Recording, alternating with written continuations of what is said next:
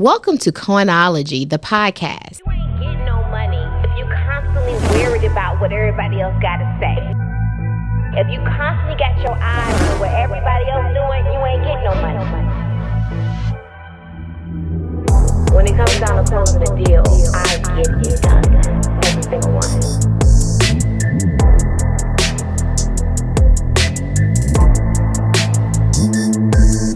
I'm the certified deal closer. Welcome to Coinology, the podcast. Hey guys, welcome to another episode of Coinology. Today we have a very special episode for you. It's going to actually be two parts. I have a special guest in the room. Most of you guys may know her by Coach Stormy, but we also are going to call her today Stormy.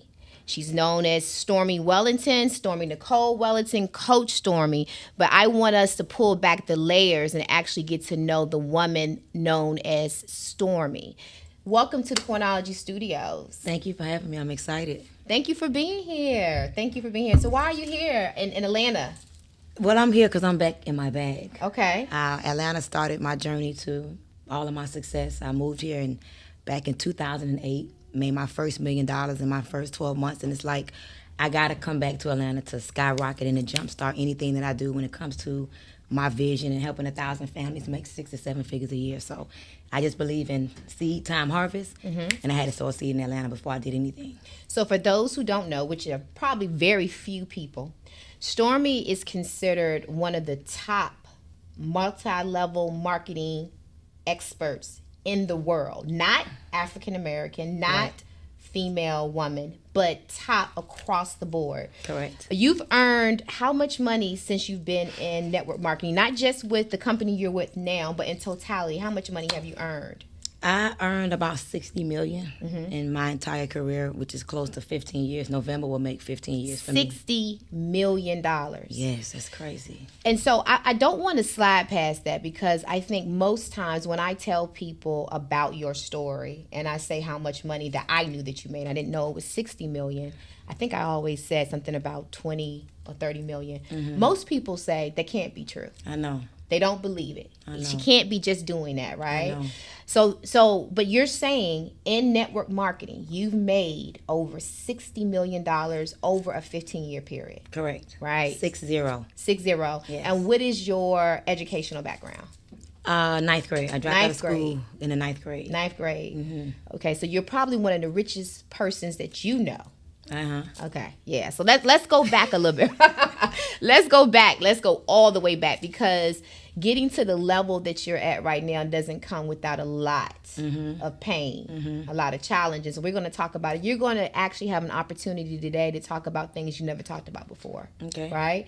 We're going to really pull back the layers to really get to know Stormy at a different level. I don't want to, reference you as Coach Stormy, because I think at that point people are looking at you from a TLC perspective, or for any other business that you're associated. I want people to get to know you as a woman, a successful Black woman who's had many challenges and many different layers. Thank you. We're going to talk. Let's start off. Let's go all the way back to your childhood. So, Stormy, where were you born? I was born in New York. New York, okay. Bronx, New York. Yep. Two-parent household?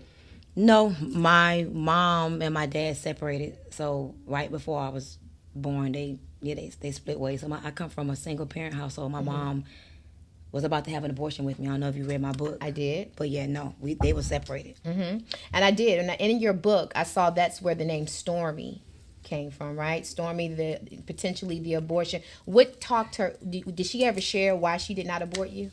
Yeah, my mom was like literally at the abortion clinic, and the doctor told her no, because she was 5 months pregnant when she wanted to have the abortion. So she was too far along. She was too far along, but the doctor was going to do it. And she came to the doctor one day. She went through the whole, procedures, and he told her, "I'll do it tomorrow. Come back tomorrow at 12 o'clock." But my dad ended up, going to the house to see her randomly. He didn't know what she was planning on doing, and they got into an argument about her having this abortion. And by the time she ran out the door to get to the abortion clinic, it was like 12:01. So by the time she got there, it was late. And he said, I'm not doing it. I told you should have been here at 12 o'clock.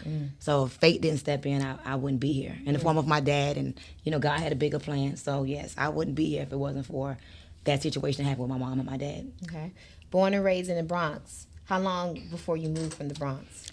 I was in the Bronx till about the age of 6 years old. So I don't really remember being raised in New York. I was raised in Miami. So when people normally ask me, like, where you from? And I'm like, Miami, because all I know is I was born in New York, but my remembrance as a child, my biggest remembrance come from being in Miami.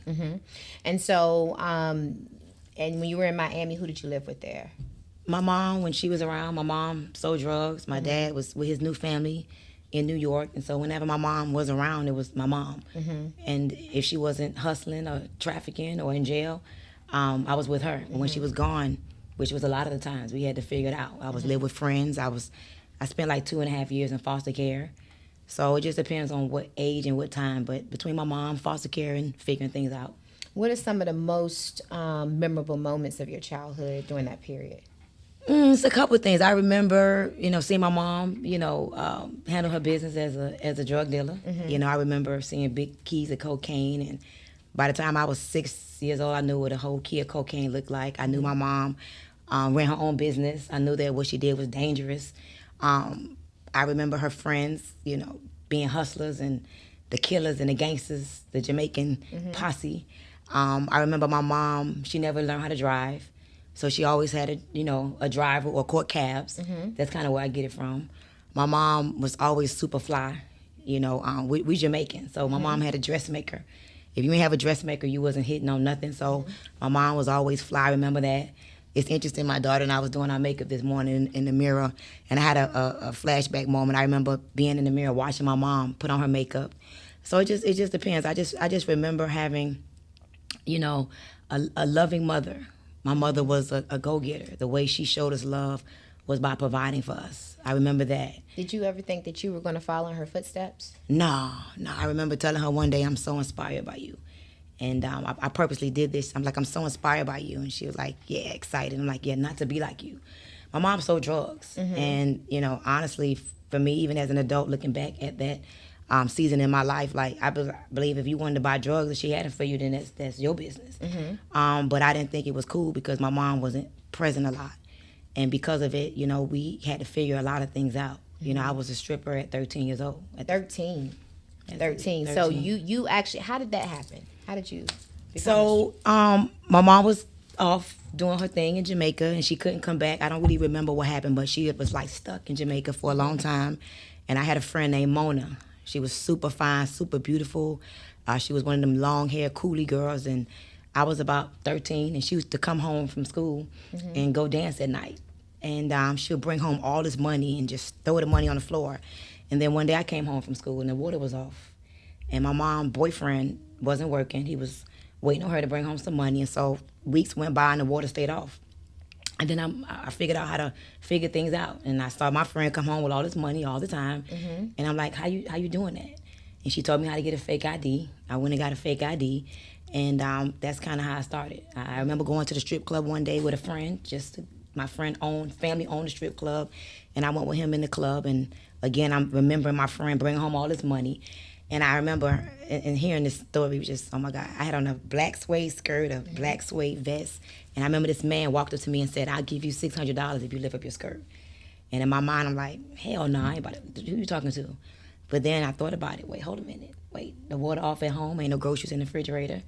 Maybe I should take them $600. And he so happened to walk back and was like, what's up?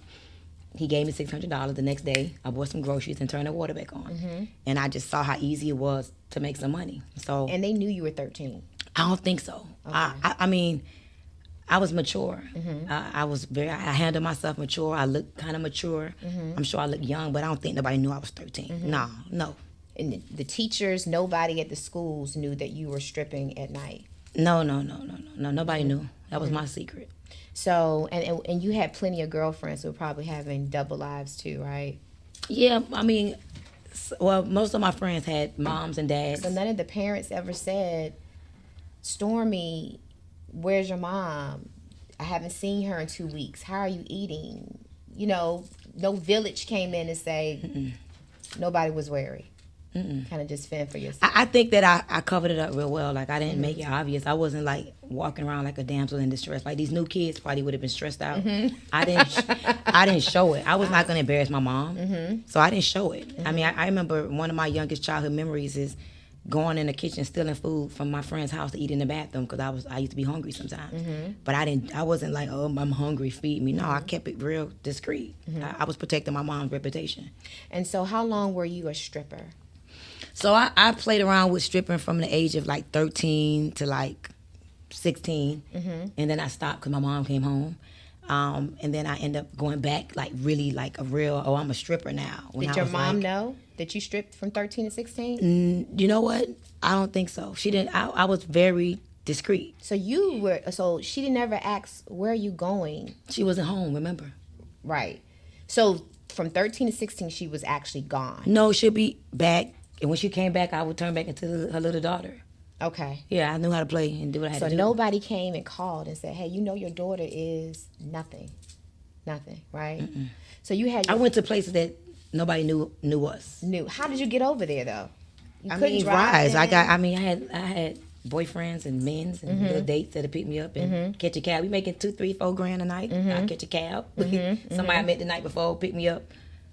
That's easy. Yeah. It wasn't Ubers and stuff back then. Yeah, no Ubers, right? 888, remember the cabs? I used to call them. So 15, you had your first child, though, right? I had my first child at 15. Okay, so your mom had to know something then. So basically, I covered it up. My mom didn't know I was pregnant until I was 5 months pregnant. Did she think you were still a virgin, or did she kind of know you were out there? She used to think I was a virgin. So she was shocked when you came home pregnant. Yeah. So how did you tell her? I didn't tell her. I just started dressing differently. She didn't know till I was 5 months. Wow. And when she found out, it's because I started wearing my baby daddy's clothes. And I was like, that's cool, it's cute. I still have my nails done and my hair done, but I started wearing Tommy Hilfiger and polo outfits. And one day she was like, come here. And she rubbed my stomach and she was like, and she just broke down. And she was like, you need to go have an abortion. So I was, like this close to having an abortion with my now oldest child, Hennessy. And what stopped you?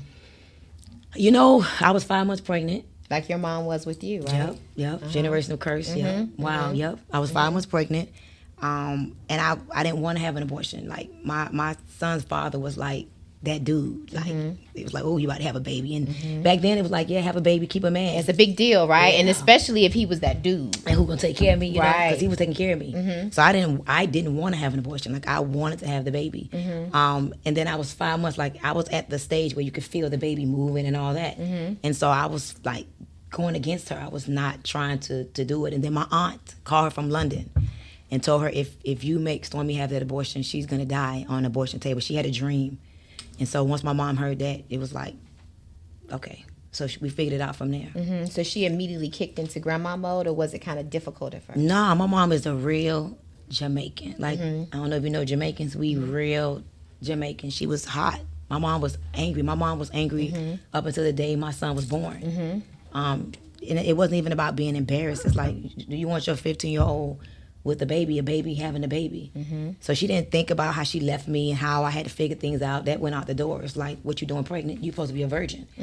And so no, she didn't handle it well at all. But she eventually, and I had Hennessy, that became her baby. And were you able to stay in school when you had Hennessy? No, I didn't want to stay in school. That's why. So you at that point you were grown. Oh yeah, I'm a baby. I'm having a baby. I gotta work. I mean, my dad. I remember calling my dad one day, asking him to give me some money for some Pampers, and he like, you don't call me, you call your baby daddy. So I had to get money. I wasn't thinking about education. That was too slow motion for me. I knew how to read. I knew how to do some math. And it was time to go figure out how to make money to take care of me and my son. And I ended up moving out of my mom's house. So I had to be a grown woman at that point. And mom just immediately said, you know what, Stormy, you grown. You can handle it on your own. No, she didn't voluntarily just lean in. I was, rebellious. I was like, I wasn't listening to her. I was doing what I needed to do. Because at that point, she wasn't stable. My mom was a drug dealer, very unstable. And plus, I decided to have my son. So she really had to kind of allow me to be an adult, kind of. So she was my mom the best way she knew how, but at that point, I'm a mom. And your relationship with your mom, was it always challenging? when you were a child? It was never challenging. It wasn't? No, that's my girl. My mom was my best friend. My mom was my best friend. I for some reason, I still don't know how and why, but I understood at a young age that she was doing the best she could with the wisdom and the knowledge that she had. So I never was angry with her. I never resented her. My mom used to even be on crack when I was a little kid. Like, I remember my mom. So you never shared this. So your mom actually was on crack. Yeah. And you saw her. Yeah. I used to know the difference between, my mom smoked cigarettes, weed, and crack. And at the age of 9, I knew the difference when she was smoking cigarettes, weed, or crack, or how the lighter flicked. So one flick was a cigarette. One flick was a joint. 2 flicks was a cigarette. Multiple flicks was crack. And we had Jack and Jill bathrooms. So I could hear her from my room, bathroom, her room. And so I used to know the difference. A part of my mom getting off of crack was me.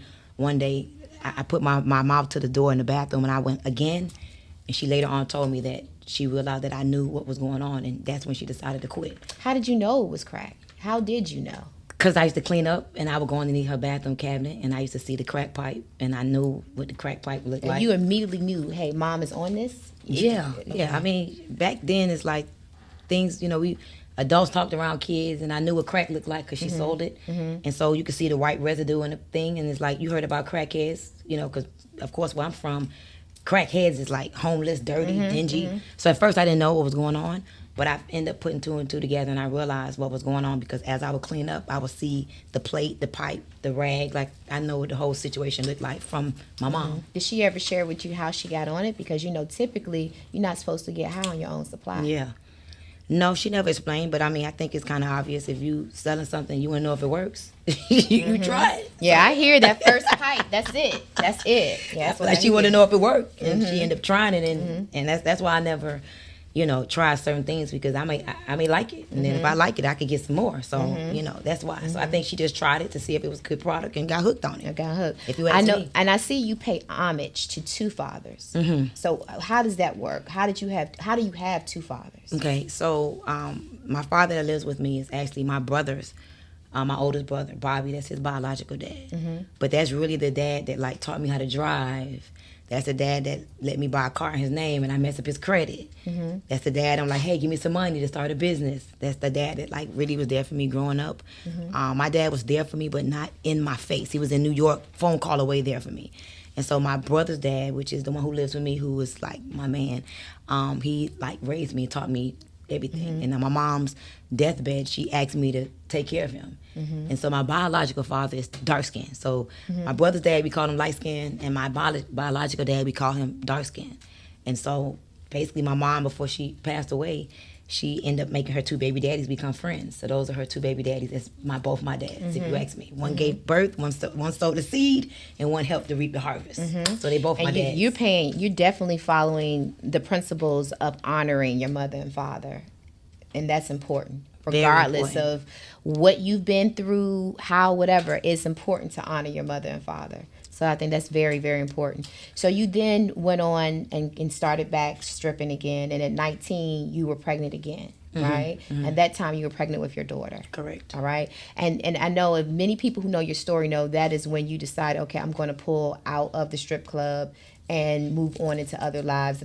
And for those who know, you had boutiques and you had other businesses, right? Correct. So what other type of businesses did you actually run? So I used to sell T-shirts out of the trunk of my car. I would go downtown in Miami and buy shirts wholesale. And I would retail jewelry. I'll sell glasses. I'll sell fake watches. And so first I started, hustling out of the trunk of my car. And then I met my daughter's dad. And when I met my daughter's dad, he owned a building in Opelika. And he wanted to turn it into a men's clothing store. And because I had already learned how to buy things for wholesale and sell it for retail in the streets out of the trunk of my car, I ended up working with his business. So he was in the streets, at the time, and he opened up the business. He left it basically to me. I had to reorder clothes. I had to make sure the shelves was right. I had to open the door. I had to close the door. I had to pay the bills. And I kind of got thrown into running a business. I had to go to the magic shows, place the orders, do the net 30s.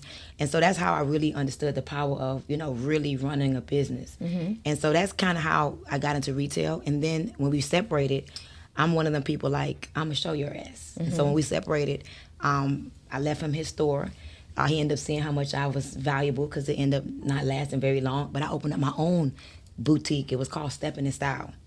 So a lot of people don't know I used to make clothes. I could turn a pair of pants into a skirt. I could turn a pair of pants into a top. So I used to make rhinestone, tie-dye, custom-made clothes. So women would pay me anywhere between $300 to $1,000 to custom make them an outfit. And I did very, very well doing that. And that lasted for about maybe 4 years. And then 9/11 happened. And during 9/11, we had to close down, and somebody tried to deliver drugs to my store. To this very day, I don't know who did it. And so the police came, and it was this big old thing. I'm like, you know what? Forget this. I don't even feel comfortable. I feel violated, you know. And I end up opening up a children's store. It was called My Child Clothing. But let's go back to the drugs. You never found out who tried to deliver drugs to your store? Somebody tried to deliver like pounds of weed to my store. So do you think that was purposely to try to sabotage your business? Or? Nah, I think somebody just saw opportunity to possibly have a drop spot, you know, and they saw that the business wasn't open, and they just was trying to, I don't think it was malicious. I just think it was somebody trying to get their product, and they saw my location as a prey. That's it. And so you ended up being a TSA agent, right? Yes. Now, how did you humble yourself to becoming a TSA agent when you were running boutiques and, you know, running businesses? So how did that come? So I opened up My Child Clothing. It's funny because that's when Manaya started to be a model. She was like in my fashion shows, and Hennessy would be in my fashion shows. And so that went well for a while. But people, I've learned they'll spend money on themselves before they spend money on their kids. So I didn't have cheap clothes. I had like high-end, you know, urban wear and Moschino and all of that. And so when we went out of business because the money wasn't coming in, I have kids. You know, I'm not married. I'm not out here just living off the land. So I was trying to figure out something stable. I kind of got tired of the instability of the hustle. I did. And so I was always told, you know, get a good job, get good benefits and all that. And so I said, let me see how this benefit, good job thing work out. And so, yes, I was a TSA agent for about like 2 years. And honestly, after a while, I didn't like how I felt. I used to feel like a peasant. When the fly girls would come through, throwing their bags on the conveyor belt, I was like, man, I don't like this. And I used to travel back and forth to Atlanta at the time. And so I ended up one day just walking off the job like I quit.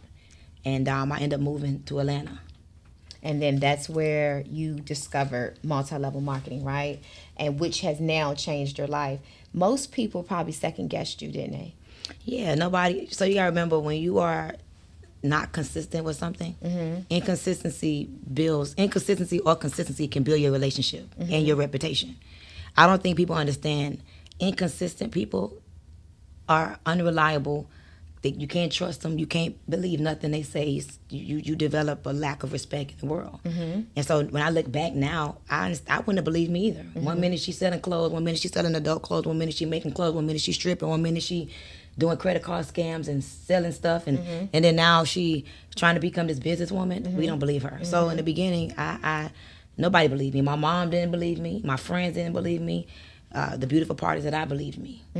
And to the point of the credit card scams and so forth, when we talk about it, if you have that type of mentality, most people are thinking everything you touching must be a scam, right? So you had to get over that whole scam, scheme, pyramid type thought when you first entered the multi-level marketing, right? No, not really. So, okay, so scamming and stealing people's identity is different than the multi-level marketing type of scam. Okay. So I knew that I wasn't trying to steal your checks and steal your identity and use your credit to get anything. So that's one level of scamming. But in multi-level marketing, I thought it was a pyramid scheme at first. Okay. I did, because I used to listen to what everybody else was saying. That's all they said in our community, right? Yeah, so I'm like, okay, everybody's saying it's a pyramid scheme.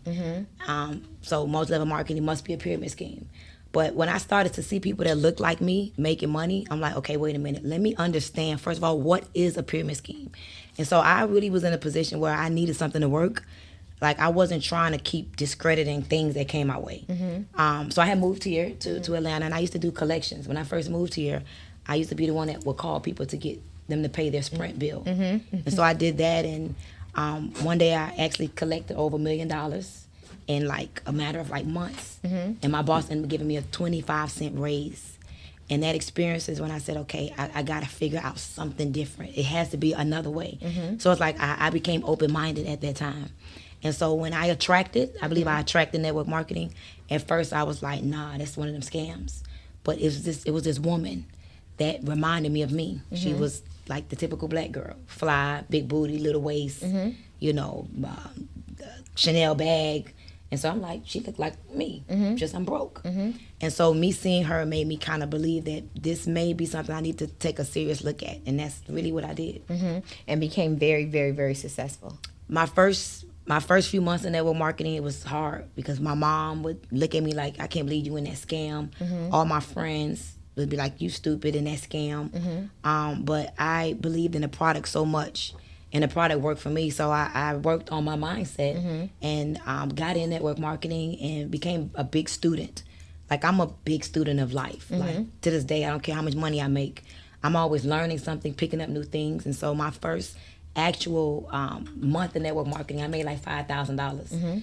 And that was pretty good back then, right? Yeah. I ended up leaving my job. I walked away from my job. I mean, so you walked away after making $5,000 for the first month? No. Oh, okay. So I get into network marketing. I'm selling this product that could make me like a $75 profit off of every time I sold it. And I said, okay, I'm going to sell everybody at my job. And in my mind, I'm just trying to make an extra $500. But the people was very receptive at my job. My mom wasn't receptive. My friends wasn't receptive. But the strangers were receptive. And I ended up making like $300 like my first like day at work. I'm like, wait a minute, I like this. And then like my second day at work, like people was like, oh my God, let me buy that. And I felt like I'm making $150 a day at my job, $120 a day on my job. This is stupid. I need to free up my time to make more money. And so I ended up just walking off my job one day. I didn't give no 2 weeks notice. I had a trunk full of product, you know, and I'm like, I'm done with this. I could, you know, go hustle in the streets and replace my income and have more time and more freedom. And so I left my job before I actually made money in network marketing. I needed to free my time up. And you believed in yourself. I believed, and I knew I was gonna hustle. I made up in my mind that I was gonna work it like a job. Most people start a business and try to work it like a business. You're not a business owner. You don't even know what it takes to be a business owner. But I decided to tell myself in the beginning, if I got to be to work at 9 o'clock, I got to be to my hustle at 9 o'clock. If I get off at 5 o'clock on my job, I'm a hustle until I make $150 a day. So I really gave myself a schedule, and my reward would be whenever I make $150, I'm off. So I found like a way to challenge myself. So if I would make $150 by 11 o'clock, it would be like, wow, girl, you did that thing. So you're basically off for work at 11. And it became a little game I play with myself. And so my first goal was to make $150 a day. I did it, and I looked up, and I'm like, okay, I'm making $300 a day, $400 a day, $5,000 a day. And boom. It just kept going. I just kept going. So I remember hearing about this phenomenal woman years ago, Stormy Wellington. I think this is well before you are now in the business that you're in now, right? I had just heard about it. I think you guys had a reality show or something with the old company or something like that. Amateur Millionaires Club. Yep, I remember that. And so, and then I remember it kind of went blank for a while, right? I know because I wasn't a multi-level marketer, so I wasn't really following. And then one day you pop back up on this new world of social media, Instagram. And I remember seeing you were in your home office. I think you were in Miami at that point. Short hair, and I remember you talking about this tea, and you were just talking. You were very talking fast about it. You didn't have a whole lot of followers behind you at that point. I remember, I think you back then, you may have only had like 10,000 followers or something at that moment. And I remember, I think it was Funky Dineva or someone, you guys went viral because he kept saying these women are scammers, the tea scammers, and so forth. And I always tell people, you know, some folks think that publicity only has to be good publicity in order for it to matter. Publicity is getting the noise that gets you to the next level. Sometimes it's good, sometimes it's bad, but people now know who you are, right? Yes. And I've seen that happen to you multiple times in your career, right? Yes. But before we get to those other times, how did that make you feel? Because I know you were just starting out something brand new, and he had the entire urban world believing that you were leading a pack of women that were scamming folks, and the tea didn't work. It was a big. How did you feel? I mean, at first I was mad. I just talked to Funky Dineva like last week. I used to want to beat him up because I'm like, here I am, a woman out here trying. The product work. It's changed my life. It's changed so many people's life. it can change your life and more. Why are you doing this? I was so mad. If I would have saw Funky Dineva back then, I would have kicked Funky Dineva behind. He was brutal. I remember he was brutal, right? Oh my God. But everybody started to learn about the tea. And I remember hearing and seeing people, and you had started building up some names of folks that, I mean, are still out there now doing some things and some other things and so forth. But then you got married, right? I got married before the tea. Before the tea, okay. I was married before I got into tea. Okay. So it seems like, but you were a first lady, which I was saying to myself, okay. Why would you say that? You weren't you? Wasn't the first lady of the church, right? No, so... No? Let me just give you the story. Let's clear the record. Okay, I thought you were the first lady of the church. I lose my mom August 26, 2011. I'm holding her hand. I'm thinking she's having an anxiety attack. My mom was literally dying, right? Okay. So is your mom still alive? Yes. Okay, so for all the viewers, when you don't have a mom, you feel like you are in the world by yourself. It is one of the hardest things to deal with. Like, you literally feel like nobody owns you in the world. So I meet this man. He's charming, he's fine, he's in the military, he could protect me, I don't feel alone, he's making 6 figures a year. And we end up getting married like December 31st, 2012, because this prophet came into my life and was like, that's your husband. And back then I was ultra churchy, like you went like titties and all that. Oh yeah, you were very churchy. You remember? I remember. Skirt down to my knees, very long, churchy. I wouldn't show no skin. I was That's why I thought you were the first lady. So let me tell you. So I get with him. He's not in the church. And I'm going to speak on this, and no pun intended, but it's just my truth, right? So I joined this church, and anything I touch turns to gold. I make anything big. It's just an anointing I have on my life. So I go to this church, and I fall in love with the church and the pastor. And of course, if you love something, I believe when you love something, you champion for it. That's what I truly believe. And so I fell in love with the church. And so I used to promote it and bring people and pay tithes and pay my offering, and my people, I was big on always principle-based woman. I always teach people principles. So I'm telling my people, so the church started elevating. And so the pastor was smart. My husband at the time wanted to pursue ministry, and so the pastor, he didn't go through no seminary school, no nothing. The pastor ordained him. I'm seeing a lot of that today. Somebody's no business. Right. I'm seeing a lot of that today. I'm just telling the truth. He didn't go through no seminary school, no nothing. But the pastor like, let me lock this lady down in my church. Because she's bringing in the money. Come on. Right. Keep it real. That's what he did. So then I didn't marry this man thinking I'm going to be no first lady. He was a military guy. You understand? And so when the man made him a pastor, so I became a first lady because the pastor made him a pastor. And I already know it was a hidden agenda because I ain't had no business as no first lady, and he had no business as no pastor. And even though you knew it was a hidden agenda, did you stay at the church or did you leave? I stayed for a while, and then I started to learn how much environments affect you. And even though more money came, I didn't see no growth at the church. I didn't see no growth in my pastor at the time, his marriage. And I ain't staying nowhere where there's no growth. I'm out. And so I end up, one day leaving the church eventually. But I ignored the hidden agenda because, a lot of times when you want something, you're in denial. So I wanted it. I wanted to make it real, so I made it real. And that provided you some type of security because of losing your mom, right? The man provided me security. In my mind, it was false security. I thought it was security, but it wasn't. It was just temporary. That's why we're not together now. And how long were you married? I was married for like 2 years. Oh, wow. It was only 2 years. I'm only married for like 2 years. How did you know that it was over? So it became a time where we wouldn't even sleep in the same room. We'll be in the car and wouldn't talk to each other. We'll get out the car and hold hands and put on this facade like we were so in love and hey honey and kiss me and all this in front of people. And we'll get in the car and won't say not one word to each other. And then it got worse. We got home and we started sleeping in separate rooms. He'll walk past me in the hallway. I walk past him in the hallway. And the straw that broke the camel's back for me was, I don't even know if I'm telling this story, but he lost his gun in the house. And my son at the time was like not even 2 years old yet. So imagine your child and you don't know where this gun is. So I was petrified. And then I have like this intuitive thing about myself. I felt like one of my friends and him had something going on. And come to find out his number wasn't her phone and her phone number was in his phone, which was not like how you get her number. And I'm like, nah, I deserve better than this. And I was like, if I stay here, I'm not going to end up where I see myself. Did you verify if it was an affair going on? It wasn't an affair. I don't know if it was an affair. Something was going on. Why my friend got your number? Why you got my friend number? Y'all texting each other. That was not cool. So that's all I needed. Were you looking for an out? Because there's marital counseling. There's 2 years is pretty early to already. Yeah, I mean, I'm not gonna say I was looking for an out, but I knew we wasn't compatible. There was no. My one of my philosophies to life is progress is the key to happiness and the glue that makes happiness stick. We had no progress. I was the one trying to figure everything out. I didn't get better. I didn't get happier. I didn't get close. Nothing grew when we got together. So I wasn't necessarily looking, but he wasn't trying to do what he needed to do, and I just didn't see the compatibility. Would you ever get married again? Yeah, I get married again. Really? Absolutely. Okay, you love the institution of marriage. So here's the thing. I'm not your traditional girl. We don't have to go to the justice of peace. Marriage to me don't have to be a paperwork from the courthouse ruling and running my life. No. I will have a spiritual wedding. I would even have a big wedding, but we ain't turning in no paperwork to no courthouse. Right. You doing an Oprah.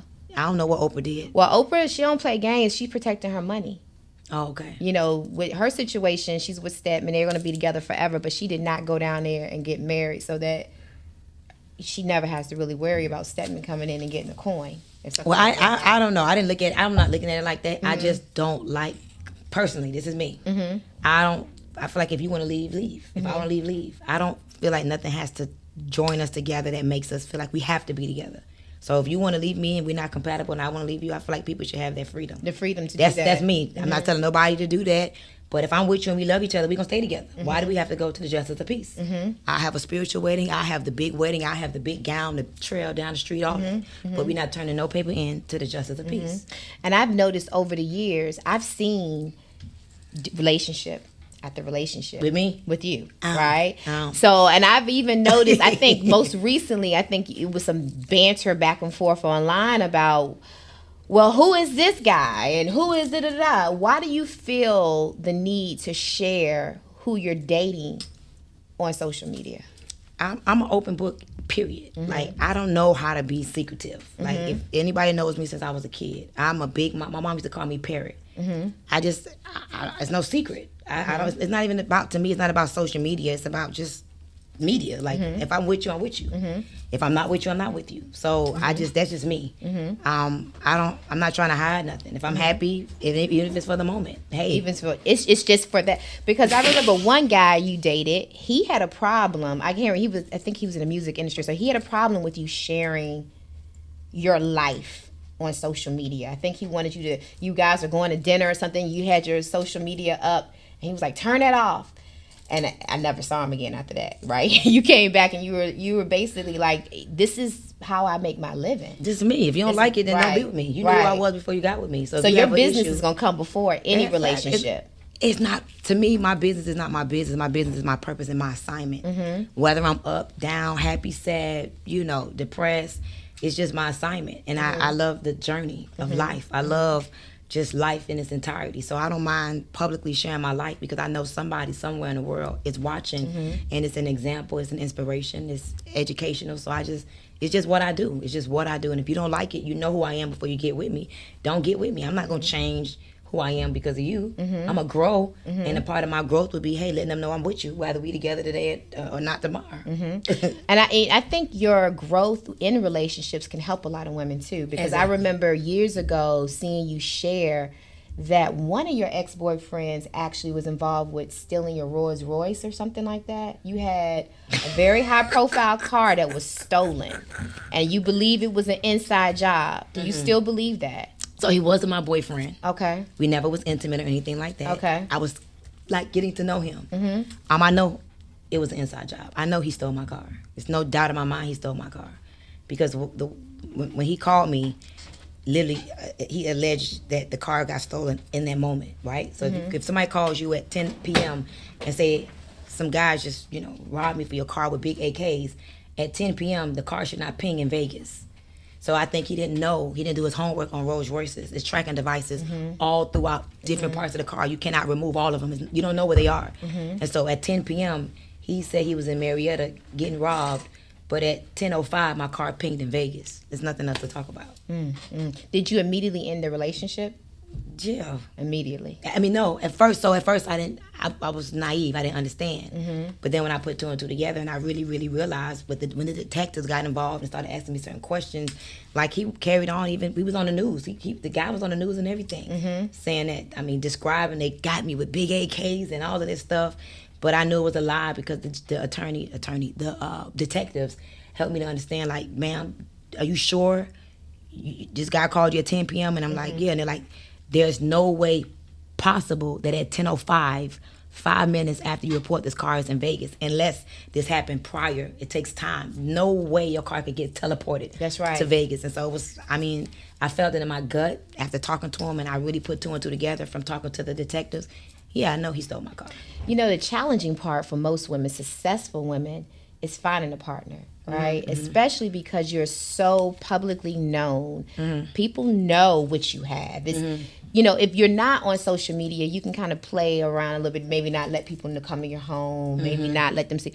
But in your situation, how do you, open up to trust somebody if they try to pursue you? How do you know that they're really in it for for Stormy and not because of what you have? So I didn't really have a criteria and standards. I used to, if you was into me and you was sweet and liked me and you was consistent and you text me little stuff, I'm like, okay, maybe he could be a candidate if you expressed and showed some serious, liking. Now, like, no, I call it Chris. You got to have Chris. You got to have credit. You got to have credit now. Like, not working on it, not fixing it. Like, do you have good credit? Do you have, like, health routines? You care about your health? Do you have a house? Like, at one point, I didn't look at that. No, do you have a house? Real estate. Do you have investments? Do you make passive income some way, somehow? Because you can't need me. Like, if I think you need me, you are automatically disqualified. And then the S in Chris is support. You got to have some type of support around you. Some brothers, some uncles, some friends, some mentors. So, literally, just up until recently, I didn't have it laid out as what my criteria was. So people slip through the cracks. I think that men these days look for help, not love. That's right. And they could pretend real well. And so, I didn't used to look at that stuff. As grown as I am and as smart as I am, as much as I get this money, I used to give people the benefit of the doubt. I used to look at their potential. I ain't with that no more. Like, I'm in a new relationship and it's not about, no, he don't need me. He don't need me for nothing. Whether I got more than him, he got more than me, he don't need me for nothing. And that's, to me, what's most important. He needs my heart, my love, and my support. Not, can I put him up on how to make money with TLC? Can I help him build a downline? Can I help him with an investment? No. I didn't realize that we got to look at that. We got to look at what is the man, what is he bringing? And, you got to remember, I come from the old school era. It was a time where if a man couldn't handle you, he would be like, man, when I get my money up, I'm coming to get you. So I wasn't used to men being okay with pretending. Men would pretend like they'll drive around in a big car like it's theirs.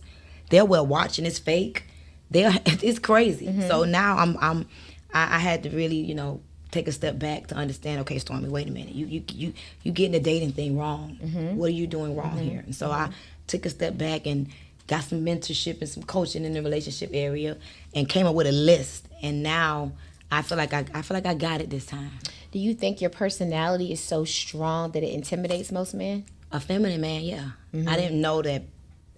You said just a feminine. I think some masculine men can be intimidated by you. I haven't met a masculine man yet that was intimidated by me. Okay. I met feminine men. Again, we are both, all of us, a mixture of feminine and masculine. But when a man reigns in his feminine, I can't do him. I didn't know that. So if a man is more feminine than masculine, he's not my guy. He wouldn't even be able to deal with me because I would intimidate him. A feminine man.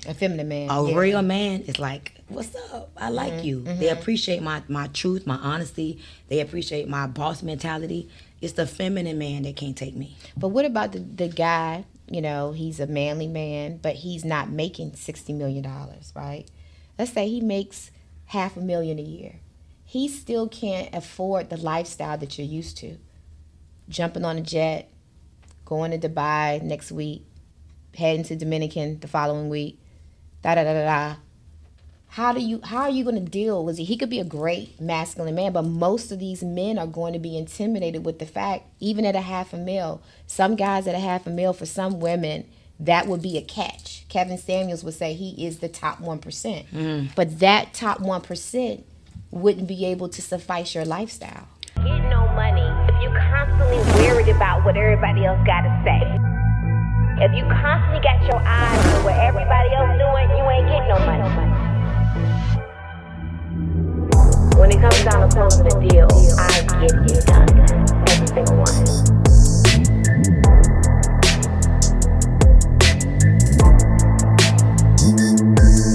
I'm the certified deal closer. Welcome to Coinology, the podcast.